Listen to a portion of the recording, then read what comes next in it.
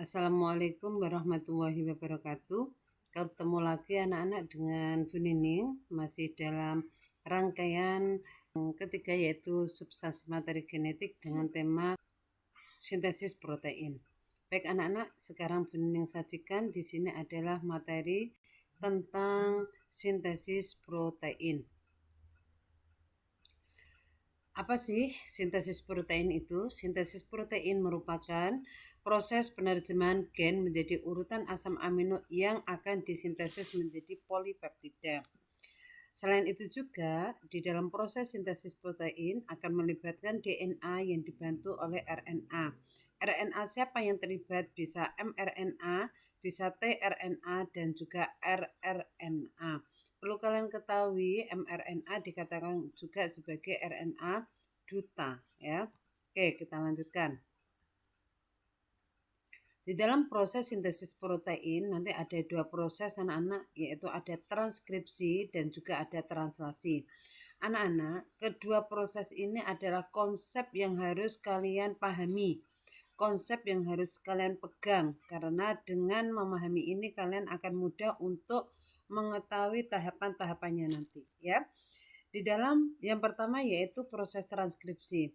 Apa sih yang ada di dalam proses transkripsi itu? Merupakan proses DNA yang akan membentuk mRNA atau RNA duta dan terjadi di dalam nukleus atau inti sel, ya. Sedangkan kalau translasi merupakan penerjemahan mRNA atau RNA duta yang merupakan hasil transkripsi yang terjadi dalam nukleus tadi menjadi asam nukleat yang dibantu oleh tRNA terjadi di dalam ribosom. Nah, berikut merupakan proses yang pertama yaitu transkripsi. Anak-anak, di dalam proses transkripsi ada 3 tahapan. Apa saja tahapannya? Ada inisiasi, ada elongasi, dan juga ada terminasi. Yang pertama yaitu inisiasi. Terjadi apa inisiasi itu? Oke, sekarang kita perhatikan. Di dalam transkripsi ingat tadi yang berperanan siapa? 1. DNA. Terjadi di mana? Di dalam inti sel atau nukleus. Kalian tentunya masih ingat pada waktu kita membahas tentang rantai DNA, di mana rantai DNA itu memiliki rantai yang double helix atau rantai ganda. Anak-anak perlu kalian ketahui bahwasanya rantai ganda yang ada pada DNA itu memiliki 2 nama masing-masing. Rantai utama itu dinamakan sebagai sense. Nah, ini yang berwarna merah ini adalah sense. Nah, pasangannya yaitu yang berwarna biru ini adalah rantai anti sense, masih pada rantai DNA, ya. Nah, sekarang Bu Nining masuk pada inisiasi. Pada inisiasi anak-anak, di sini yang pertama akan terjadi proses membukanya rantai ganda pada DNA. Nah, rantai ini nanti akan dibuka oleh siapa? Oleh promotor. Siapa yang berperan sebagai promotor? Yaitu RNA polimerase yang berupa enzim. Nah, di sini DNA-nya akan membuka. Nah, kemudian setelah dia membuka, kita masuk pada elongasi. Pada saat elongasi di sini RNA polimerase ini akan berjalan secara terus-menerus sehingga akan membuka, ya. Sedangkan yang sudah dilewati dia akan menutup, ya. Terus sampai di bagian ujung sehingga terminator. Pada saat di bagian terminator anak-anak, di situ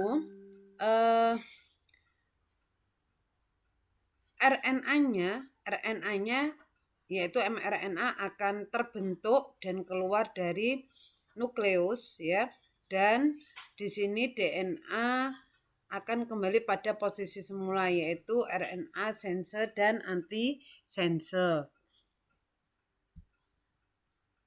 Berikut penjelasannya. Sebentar.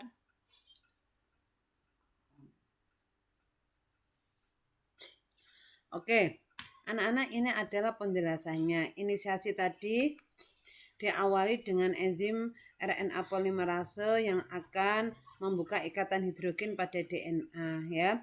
Setelah dibuka, tadi kan Bu Nini mengatakan DNA itu memiliki rantai sense yang merupakan kode utama dan pasangannya adalah antisense.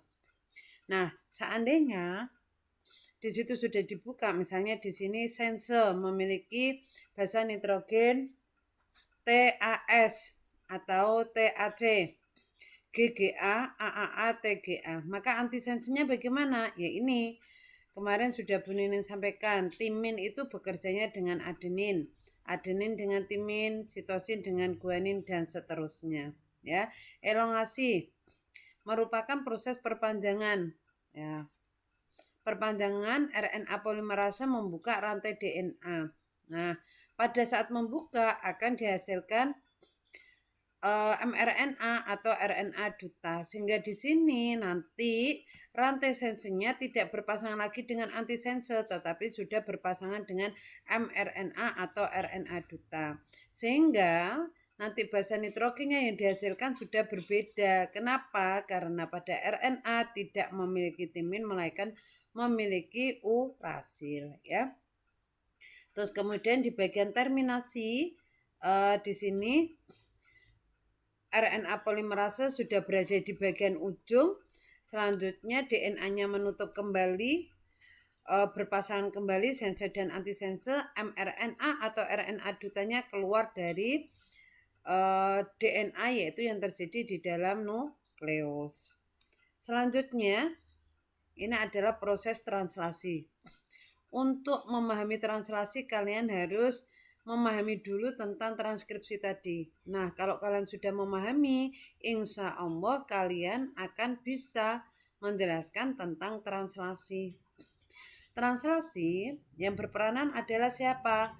mRNA atau RNA duta yang dihasilkan dari proses transkripsi dan terjadi di nukleus tadi. Ya. Nah, di sini mRNA akan masuk di dalam ribosom. Nah, pada saat di ribosom akan kedatangan mRNA atau RNA duta dari hasil transkripsi tadi akan diterima oleh tRNA atau RNA duta. tRNA ya di sini. Kemudian setelah disambut oleh tRNA, maka di situ akan berikatan antara mRNA dan RNA transfer ya dengan membawa di bawahnya ini membawa kode-kode asam amino. Nah, setelah itu dia akan berjalan secara terus-menerus hingga akhirnya dia akan lepas dari ribosom dan akan menghasilkan asam amino. Nah, sampai di sini kalian untuk menentukan asam amino lihat buku kalian di halaman 91 apa 96 ya. Di situ ada 20 asam amino. Di mana cara melihatnya adalah bagaimana untuk mengetahui oh itu asam amino stop, oh itu asam amino varin, oh itu asam amino katakanlah apa ya, ada valin misalnya seperti itu adalah dengan melihat di buku kalian ada basa pertama, basa kedua, dan basa ketiga sehingga bisa menentukan nama asam amino. Baik anak-anak, demikian penjelasan Bu Nining tentang sintesis protein. Semoga bisa dipahami. Terima kasih. Sekian. Wassalamualaikum warahmatullahi wabarakatuh.